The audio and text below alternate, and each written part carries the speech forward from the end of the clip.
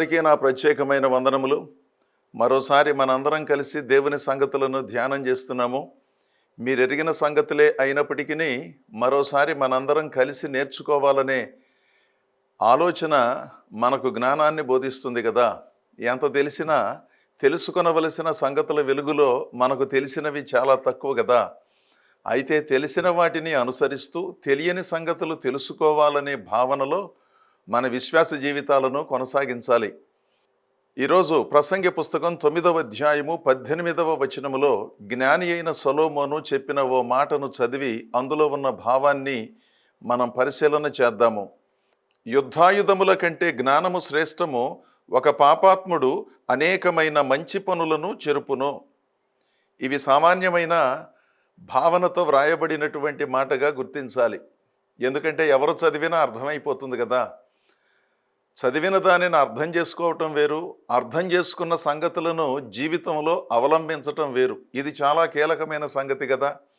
మీరైనా నేనైనా ఆ సంగతి తెలుసు, ఈ సంగతి తెలుసు, ఎలా ప్రార్థించాలో తెలుసు, ఎలా దేవుని సన్నిధికి వెళ్ళాలో తెలుసు, ఏ విధంగా దేవుని సేవించాలో తెలుసు. ఇవన్నీ మనం చెబుతాం.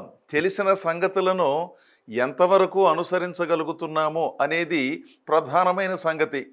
నేను బోధించినా, మీరు విన్నా, అప్పుడప్పుడు మీరు బోధించినా, లేదా ఇతరులతో కొన్ని సంగతులను చెప్పినా మంచిదే. అయితే మన మెరిగిన సంగతులను ఎంతగా అనుసరించి జీవించగలుగుతున్నామో అదే మన జీవితం యొక్క శ్రేష్టతను నిర్ణయిస్తుంది.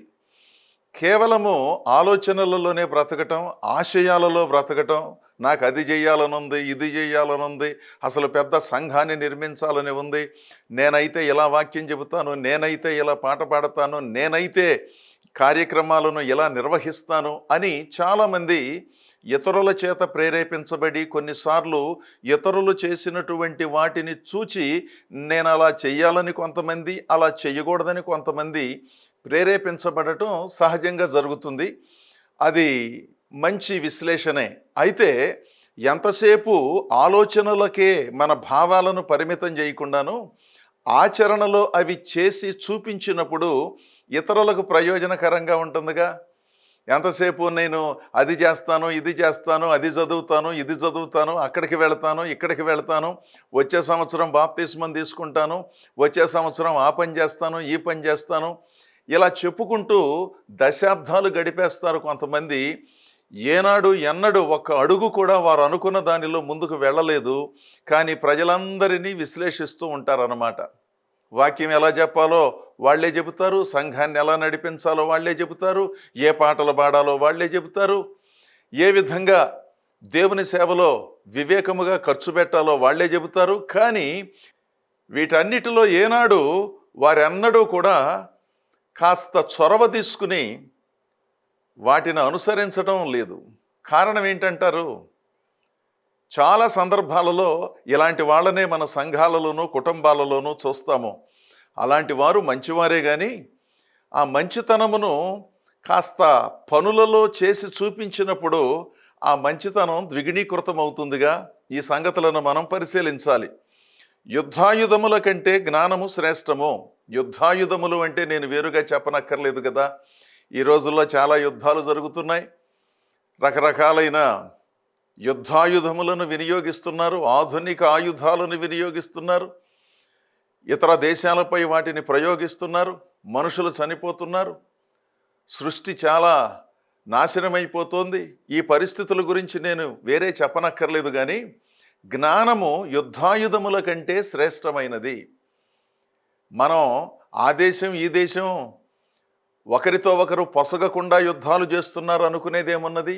మన కుటుంబాలలో అంతర్యుద్ధాలు, మన గ్రామాలలో, పట్టణాలలో, నగరాలలో, ప్రాంతాలలో, రాష్ట్రాలలో అంతర్యుద్ధాలు జరుగుతున్నాయి కదా. పెద్ద పెద్ద బాంబులు మనం వేయకపోయినా, మారణాయుద్ధాలతో తెగబడకపోయినా, కలవని మనస్సులతోనూ, పట్టి పట్టని ధోరణులతోనూ, దైవ సంబంధితమైన సంగతులను గౌరవించకుండా, పట్టించుకోకుండా, లెక్క లేకుండా వ్యవహరించే పద్ధతుల వలన కూడా కుటుంబాలలో, భార్యాభర్తల మధ్యలో, సంఘములలో, సహవాసాలలో చాలా అంతర్యుద్ధాలు జరుగుతున్నాయి. ఇలాంటి వాటిని కూడా మనం పరిశీలిస్తే ప్రశాంతత కుటుంబాలలోనూ, సంఘములలోనూ, సంస్థలలోనూ ఏర్పడుతుంది కదా. ఆధ్యాత్మిక జ్ఞానము ఎవరిలో అయితే ఉంటుందో, స్త్రీలైనా, పురుషులైనా, పెద్దలైనా, పిన్నలైనా, వారెంతో చక్కగా తమను తాము నియంత్రించుకుని ఎలా మాట్లాడాలో, ఎలా వ్యవహరించాలో, ఎలా నిర్ణయాలు చేయాలో, ఉద్యోగాలు, వ్యాపారాలు, వ్యవహారాలు ఏ విధంగా జరిగించాలో, సమస్యలు వచ్చినప్పుడు ఏ విధంగా సంయమనముతో వాటిని పరిష్కరించుకోవాలో తెలిసిన వారుగా ఉంటారు.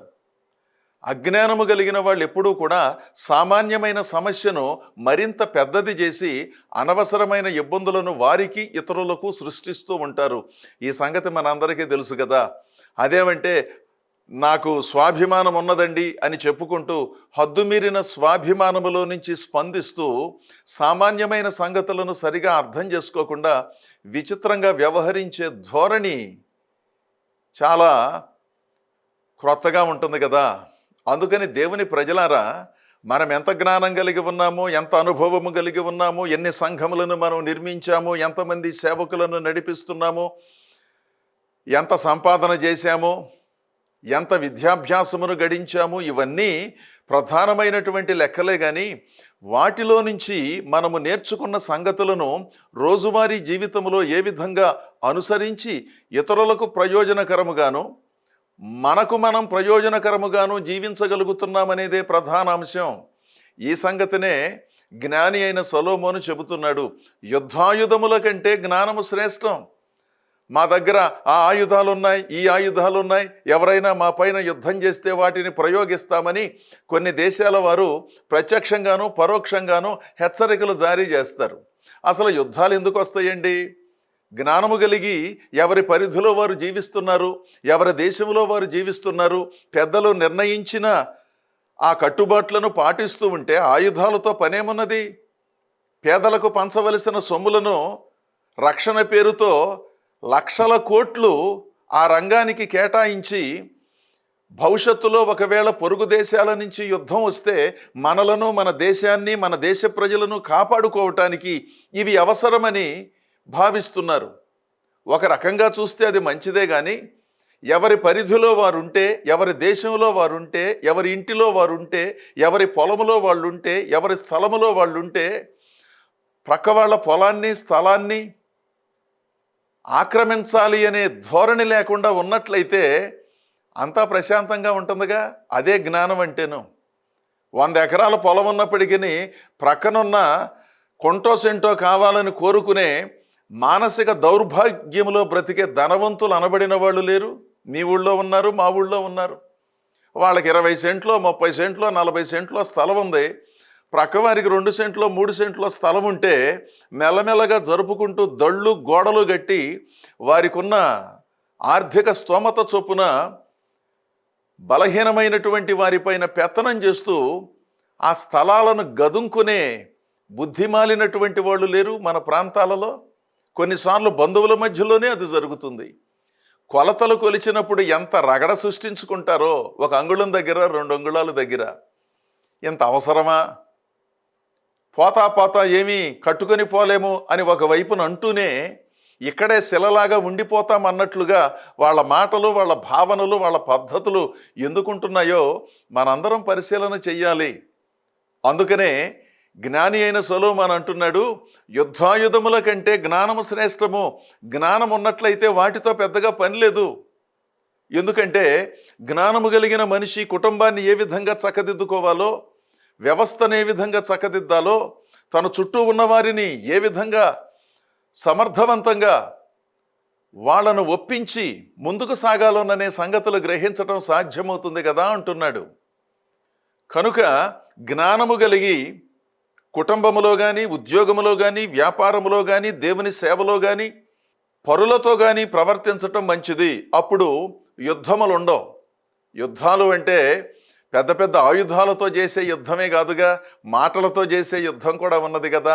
అలాంటి యుద్ధాలు కూడా కుటుంబంలో ఉండకుండా ఉండాలి అంటే అందరికీ దేవుని జ్ఞానము, క్రమశిక్షణ, పద్ధతి అవసరం.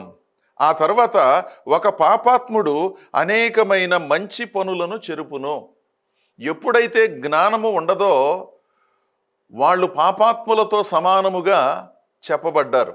పాపాత్ములు అంటే దేవునికి వ్యతిరేకంగా జీవించేవారు అన్నమాట. దేవుని క్రమమునకు విరుద్ధముగా జీవించేవారు పాపాత్ములుగా పరిగణించబడ్డారు. మనం కూడా వాడుక భాషలో మాట్లాడుతూ ఉంటాం కదా, అక్రమముగా వ్యవహరించటం అంటే క్రమంగా చేయవలసిన పనిని అక్రమంగా చేయటం, క్రమముగా సంపాదించవలసిన సొమ్ములను అక్రమంగా సంపాదించటం, క్రమముగా చేయవలసిన సేవను అక్రమంగా చేయటం, ఆకర్షణలతో చేయటం, అనవసరమైన వాటిని సృష్టించి ప్రజలను మభ్యపెట్టి ఏదో ఒక విధంగా కార్యక్రమాలను కొనసాగించటం. వీటిని మనం పెద్ద పెద్ద నేరాలు ఘోరాలుగా పరిగణించం. క్రమము తప్పి జీవించటమే పాపం, ఆజ్ఞాతిక్రమమే పాపం. దేవుడిచ్చిన ఆజ్ఞకు వ్యతిరేకముగా జీవించటం, వ్యతిరేకంగా మాట్లాడటం, వ్యతిరేకంగా పనులు చేయటమే పాపము అని ప్రస్తావించబడింది. ఒక పాపాత్ముడు అనేకమైన మంచి పనులను చెరుపును. కొంతమంది ఇతరుల పనులను చెరపటానికి తప్ప ఎందుకు పనిచేయరు. వాళ్ళ కోసం వాళ్ళు బ్రతకరు, ఎంతసేపు ఇతరులను చెడగొట్టడానికి బ్రతుకుతూ ఉంటారు. అసూయ ద్వేషంతో స్పందిస్తూ నాకు లేకపోయినా పర్వాలేదు, పక్కన వాళ్ళకు ఉండకూడదనే వెర్రి ధోరణిలో జీవించే విచిత్రమైన మనస్కులు ఉన్నారు కదా. మీరు కూడా ఇలాంటి వాళ్ళను చూస్తూనే ఉంటారుగా మీ ప్రాంతాలలో, మీ కుటుంబాలలో. ఆధ్యాత్మిక సేవలలో మారు మనసు పొందాము, పరిశుద్ధాత్మను పొందుకున్నాము, దేవుడు దర్శనాలు ఇస్తున్నాడు అంటూనే కొన్నిసార్లు కొంతమంది చేదు లక్షణాలను కనపరుస్తూ తమను తాము హెచ్చించుకుంటూ ఇతరులను దారుణంగా తగ్గిస్తూ తాము పరలోకానికి బహుదగ్గరగా ఉన్నట్లుగా బ్రతికేస్తారు. చేతల దగ్గరకు వచ్చేసరికి అసలు దేవునికి వీళ్ళకి సంబంధం లేనట్లుగా బ్రతికేస్తూ ఉంటారన్నమాట. పాపాత్ముడు అనేకమైన మంచి పనులను చెరుపును అంటే ప్రభువును విశ్వసించనటువంటి వారు అనేకమైన మంచి పనులను చెరుపుతున్నారు అనే భావన కంటే ప్రభువును విశ్వసించి దేవుని ఆజ్ఞలను మీరి జీవించటం ద్వారా కూడా దేవుని కార్యక్రమాలను చెరుపుతున్నారు. ఈ సంగతిని కూడా మనం పరిశీలించాలి. యెహోషువ పుస్తకం 7వ అధ్యాయము 1వ వచనము నుండి మనము చదివినప్పుడు కొన్ని కీలకమైన సంగతులు మనము గ్రహించగలం. యెరికో పట్టణములో ఏ వస్తువును ముట్టుకోవద్దని యెహోషువ ఆధ్వర్యములో ఇశ్రాయేలీలందరికీ చెప్పబడింది. అంటే అద్భుతముగా యెరికో ప్రాకారములు కూలిపోయినప్పుడు ఆ పట్టణమును దాటి వెళ్ళే సందర్భములో శిథిలమైపోయిన ప్రాకారాలలో అనేకమైన వస్తువులు కనపడతాయి. బంగారము కనపడవచ్చు, వెండి కనపడవచ్చు, విలువైన వస్తువులు కనపడవచ్చు, బట్టలు కనపడవచ్చు. కానీ మీరు దాటి వెళ్ళండే కానీ దాటి వెళ్ళేటప్పుడు మీ కంటికి కనబడిన వాటిని దేనిని తీసుకోవద్దు. ఎందుకంటే దేవుడు అలా మనకు ఆజ్ఞాపించాడు గనుక మీరు ఆ పద్ధతిని అనుసరించాలని చెప్పాడు. యెహోషువ చెప్పిన మాట అందరం అర్థం చేసుకున్నారు, లక్షల మంది ప్రజలు అర్థం చేసుకున్నారు. ఒకే ఒక్కడు తప్ప, అతని పేరు ఆకాను. మీలో చాలా మందికి తెలుసు. అతడు యెరికో పట్టణాన్ని దాటి వెళ్ళేటప్పుడు ఎవరికీ తెలియకుండా, తన కుటుంబ సభ్యులకైనా ఎంతో కొంత తెలుసని నేను అనుకుంటున్నాను, మొత్తానికి ఏం తెలిసిందో ఏమో కానీ ఈ ఆకాను అనే మనిషి ఏం చేశాడు అంటే 7వ అధ్యాయము యెహోషువ పుస్తకం 21వ వచనములో మనం పరిశీలిస్తే దోపుడు సొమ్ములో ఒక మంచి షేనారు వస్త్రమును 200 తులముల వెండిని 50 తులముల ఎత్తుగల ఒక బంగారు కమ్మిని చూచి వాటిని ఆశించి తీసుకుంటిని, నా డేరా మధ్య భూమిలో పాతిపెట్టాను అన్నాడు. ఇక్కడ గమనించవలసిన సంగతి, డేరా మధ్య పాతిపెట్టినప్పుడు తన భార్య పిల్లలకు లేదా తన పనివారికైనా తెలుసు ఎందుకు డేరా మధ్యలో గొయ్యి తవ్వుతున్నాడు అని పరిశీలించినప్పుడు ఈ బంగారు కమ్మి, షేనారు వస్త్రము, 200 తులముల వెండి ఇవి చూడటానికి వీలుగానే ఉన్నాయి కదా, మరి నలుసంత ఉన్న వస్తువులు కాదు కదా. డేరా మధ్యలో గొయ్యి తవ్వి పాతిపెట్టేటప్పుడు భార్య కానీ పిల్లలు కానీ లేదా తనకు బాగా కావలసిన వాళ్ళు కానీ చూసినప్పుడు ఇది తప్పండి, యెహోషువ గారు చెప్పిన మాటకు వ్యతిరేకంగా మీరు చేస్తున్నారు, అసలు ఎవరూ దేనిని ఆశించలేదు, ఇంతకంటే మంచివి విలువైనవి కనబడినప్పటికీ యెహోషువ గారు ముందు నడిచినప్పుడు ఆయనకు కనబడిన, యాజకులు నడిచినప్పుడు వాళ్లకు కనబడిన, ప్రముఖులు నడిచినప్పుడు వాళ్లకు కనబడిన వాళ్ళెవ్వరూ కూడా ఆశించకుండా దేవుని మాటకు కట్టుబడి యెరికోను దాటుకుంటూ వెళ్ళారు. మీరొక్కళ్ళే ఈ పని చేశారు, నేను యెహోషువ గారికి ఈ సంగతిని తెలియజేస్తానని భార్య అయినా కబురు చేస్తే బాగుండేదేమో, పిల్లలైనా వారి పరిధిలో ఉన్న నాయకులకు తెలియజేస్తే బాగుండేదేమో, ఆయన పనివారు ఎవరైనా ఉంటే వారైనా ఇది మంచిది కాదని ఆకానుతో చెబితే బాగుండేదేమో. ఒకవేళ చెప్పినా వినకుండా వాటిని కుటుంబానికి పెద్దను కదా అని భద్రం చేసుకున్నాడో ఏమో. వీటిని మనం పరిశీలించినట్లయితే ఎవ్వరూ ఆశించని వాటిని ఇతడు ఎందుకు ఆశించాడు? ఒక పాపాత్ముడు అనేకమైన మంచి పనులను చెరుపును. పాపాత్ముడు అంటే నేను ఇంతకు ముందు చెప్పినట్లు సంఘము వెలుపలై ఉన్నారు అని భావించనక్కర్లా. సంఘములో దారి తప్పిన ఆలోచనలతో బ్రతికే వాళ్ళు చాలామంది ఉన్నారు. క్రమము తప్పిన వారిని పాపాత్ములు అంటారు. ఆజ్ఞను అతిక్రమించటమే పాపము అని దేవుని లేఖనం చెప్పబడింది కనుక దేవుడు చెప్పిన ఆజ్ఞలను ఎవరో అతిక్రమించినా వారు పాపాత్ములుగా పరిగణించబడతారు. మేము బాప్తిస్మం తీసుకున్నామండి, సంఘములో కొనసాగుతున్నామండి, కొన్ని దశాబ్దాలుగా దేవుని సేవిస్తున్నాము, చాలా సంతోషం. దాని గురించి మనం ఏ విధంగానూ మాట్లాడుకోవలసిన అవసరం లేదు. కానీ ఎంత గొప్ప అనుభవము కలిగితే, అంత గొప్ప దైవదాసులతో బాప్తిస్మము పొందితే, ఎంతో చక్కగా దేవుని వాక్యాన్ని వివరించి చెప్పే సంఘములో ఇన్ని దశాబ్దాలుగా కొనసాగుతూ ఉంటే సామాన్యమైన సంగతులలో ఇంత రగడ సృష్టిస్తున్నారు. వాటిని అర్థం చేసుకోకుండా కేవలము పెత్తనం కోసం రగడను సృష్టించే ధోరణి, దేవుని ఆత్మకు దుఃఖాన్ని కలిగించే విధంగా ప్రవర్తించే పద్ధతి ఆజ్ఞను అతిక్రమించటం అవుతుందా? ఆజ్ఞలో జీవించటం అవుతుందా? అట్టివారు పరిశీలన చేసుకోవాలి. ఆకాను మారు మనసు పొందినవాడు, మన భాషలో చెప్పాలంటే యెహోషువ నాయకత్వంలో దేవుని మాటలు వింటున్నాడు. ఆయనకంటూ ఒక కుటుంబం ఉన్నది. అతడేమీ చిన్నవాడు కాదు, అందరికీ అర్థమయ్యేటట్లుగా చెప్పాడు. ఆకాను ఒక్కడు తప్ప మిగిలిన వాళ్ళు ఎవ్వరూ కూడా దేనిని ఆశించలేదు. అంటే లక్షల మంది ప్రజలకున్న విధేయత ఏమిటో మనం గుర్తించాలి. ఇతడొక్కడే ఆశించి వాటిని తీసుకుని గుడారములో పాతిపెట్టాడు. ఆ తర్వాత వారు ముందుకు సాగవలసి వచ్చినప్పుడు హాయి ప్రజలు తిరుగుబాటు చేసి ఇశ్రాయేలీయులను వెళ్ళటానికి నిరాకరించినందున 3000 మంది సైన్యాన్ని మాత్రమే హాయి పైన యుద్ధం చేయటానికి పంపించినప్పుడు వాళ్ళు తిరుగుబాటు చేసి 36 ఇశ్రాయేలు సైనికులను హతం చేసిన సందర్భంలో యెహోషువ మహావేదనకు గురి అయి దేవుని సన్నిధిలో ప్రార్థన చేశాడు. ఎందుకు ఇలా జరిగింది? హాయిని మేము ఎందుకు జయించుకోలేకపోయాం? హాయిగా జయిస్తామని మేము భావించామో, అయితే ఇంత ఇబ్బంది ఎందుకు ఎదురైందని దేవుని సన్నిధిలో వేదనతో ప్రార్థన చేశాడు. అప్పుడు దేవుడు చెప్పాడు, ఆకాను అనేటటువంటి వాడు నేను చెప్పిన ఆజ్ఞను అతిక్రమించి పాపాత్ముడై ఓ కీలకమైన మంచి పనిని చెరపటానికి పరోక్షంగా కారణమయ్యాడు. ఆ సంగతి తెలుసుకో, నా దగ్గరకు వచ్చి ప్రార్థన చేస్తున్నావు అని దేవుడు చెప్పాడు. అప్పుడు ఆకానును పిలిపించి మాట్లాడినప్పుడు, నిజమేనయ్యా, నా డేరా మధ్యలో వాటిని పాతిపెట్టాను అని చెప్పాడు. దానిని వెలికి తీశారు. ఆ తర్వాత తత్ఫలితముగా వచ్చిన శిక్షను అతడు అతని కుటుంబము అనుభవించవలసి వచ్చింది. మీలో కొంతమందికి ధర్మ సందేహం, ఆకాను తప్పు చేస్తే అతని కుటుంబానికి శిక్ష విధించటం ఏమిటండి అంటే, నేను ఇంతకు ముందు చెప్పాను కదా, ఆకాను డేరా మధ్యలో ఓ గొయ్యి తీసి అందులో వీటిని పాతి పెట్టేటప్పుడు నేను అనుకుంటున్నాను భార్యకు తెలుసు, పిల్లలకు తెలుసు, పూర్తిగా తెలియకపోయినా ఎంతో కొంత తెలుసు, ఏదో జరుగుతోందని తెలుసు. కానీ తెలిసి తెలియనట్లుగా నాకెందుకులేనని ఊరుకున్నారా? ఒకవేళ చెబితే ఆకాను ఒప్పుకోలేదా?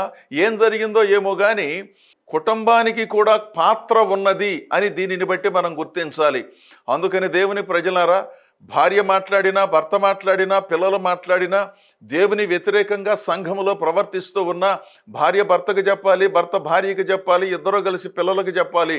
అంతేగాని మా కుటుంబానికి ప్రాధాన్యత కావాలి, మేమే అందరిలోనూ ప్రధానంగా ఉండాలి అని చెప్పి ఆ పాట పాడటం రాకపోయినా, వాక్యం చెప్పటం రాకపోయినా, సాక్ష్యం చెప్పటం రాకపోయినా తగుదనమ్మా అంట ప్రతిదానికి బయలుదేరి ప్రాధాన్యతను కోరుకుంటూ సమర్థులైన వారిని కూర్చోబెట్టి అసమర్థులైన వారు అనవసరమైన కార్యక్రమాలను జరిగిస్తూ ఉన్నప్పుడు సంఘానికి విఘాతం కలిగితే ఆ సంగతిని కుటుంబ సభ్యులే గుర్తించి వాటిలో నుంచి బయటపడాలి. ఒక పాపాత్ముడు అనేకమైన మంచి పనులను చెరుపును, అనేక సమర్థులకు ఆటంకమును కలిగించును. ఈ సంగతిని మనం పరిశీలన చేయాలి. పాపాత్ములు అంటే తాగి తందనాలాడి ఇష్టం వచ్చినట్లుగా గంతులు చిందులు వేసేవాళ్ళను మాత్రమే మనం అన్నిసార్లు భావించటానికి వీల్లేదు. వాటన్నిటినీ మానివేశానని చెప్పి మానసిక రుగ్మతలతో, అసూయతో, ఈర్ష్యతో, ద్వేషంతో, నిర్లక్ష్యంతో, గర్వంతో, లెక్కలేనితనంతో, తిండిబోతుతనంతో, సోమరితనంతో బ్రతుకుతున్నారే, బాధ్యతలను విస్మరించటం కూడా ఆజ్ఞను అతిక్రమించటం అనే పాపముతో సమానం. అలాంటి వాళ్ళు కూడా మారు మనసు పొందాలి. లేకపోతే వాళ్ళ వలన కుటుంబంలో సమాధానం ఉండదు, సంఘములో సమాధానం ఉండదు, ఎక్కడ ఉద్యోగం చేస్తే అక్కడ సమాధానం ఉండదు, ఏం చేసినప్పటికీ సమాధానం ఉండదు, బస్సు ఎక్కినా, రైలు ఎక్కినా, విమానం ఎక్కినా, ఎక్కడికి వెళ్ళినప్పటికీ వారి వలన ఇతరులకు అసౌకర్యమే. దేవుని ప్రజలమైన మనం దేవుడు అనుగ్రహించిన జ్ఞానాన్ని సంపాదిస్తూ ముందుకు సాగిపోవాలి. యుద్ధాయుధముల కంటే జ్ఞానము శ్రేష్టం. కుటుంబాన్ని నడుపుకోవటానికి జ్ఞానం కావాలి, ఉద్యోగాన్ని నిలుపుకోవటానికి జ్ఞానం కావాలి, వ్యాపారాన్ని అభివృద్ధి చేసుకోవటానికి జ్ఞానం కావాలి, సంఘములో విశ్వాసిగా బ్రతకటానికి జ్ఞానం అవసరము. జ్ఞానముగా ప్రవర్తిస్తూ దేవుడు అనుగ్రహించిన జీవితాన్ని అనేక మందికి ప్రయోజనకరముగా మనము నడిపించుకోవటమే ప్రధాన అంశం. ఈ సంగతులను మనందరం పరిశీలన చెయ్యాలి, నేనైనా మీరైనా. ఎందుకంటే మనుషులం కదా, కొన్నిసార్లు తెలియదు, ఎవరో ఒకళ్ళు చెప్పాలి, చెప్పినప్పుడు వినాలి. నేను వయసులో పెద్దవాణ్ణి, పెద్దదాన్ని, నేను బాగా చదువుకున్నాను, నాకు ఆధ్యాత్మిక అనుభవాలు చాలా ఉన్నాయి. ఉన్నమాట నిజం, వాటికి నిన్ను దీనికి సంబంధం లేదు. వాటి విషయంలో దేవుడు సంతోషిస్తున్నాడు. కానీ కొన్ని సంగతులలో అనవసరమైన అవరోధాలను కలిగిస్తూ ఆధ్యాత్మిక ప్రగతికి అడ్డుపడే ధోరణి ఉన్నదే, అది ఏ విధంగానూ మంచిది కాదు. యుద్ధాయుధములు కలిగి ఉండటం కంటే జ్ఞానము కలిగి ఉండటం మంచిది. పాపాత్ముడు అనేకమైన మంచి పనులను చెరుపును. మంచి పనులను చెరిపే వాళ్ళు ఎవరైనా పాపాత్ములేనండి, దాంట్లో ఇంకొక మాట లేదు. మంచి పనిని ఎవరు చెరిపినా, ఎవరు అడ్డుపడినా వాళ్ళు పాపాత్ములు. వాళ్ళు మారు మనసు పొందాలి. వారు సంఘములో ఉన్నా, సంఘము వెలుపల ఉన్నా దేవునిగా సేవించి దేవునికి జీవితాలను అంకితం చేసుకుని దేవుడు అనుగ్రహించిన మన కుటుంబాలను, జీవితాలను, సేవలను ముందుకు కొనసాగిద్దాం. దేవుడు మిమ్ములను, మీ కుటుంబములను బహుగా దీవించునుగాక. ఆమేన్.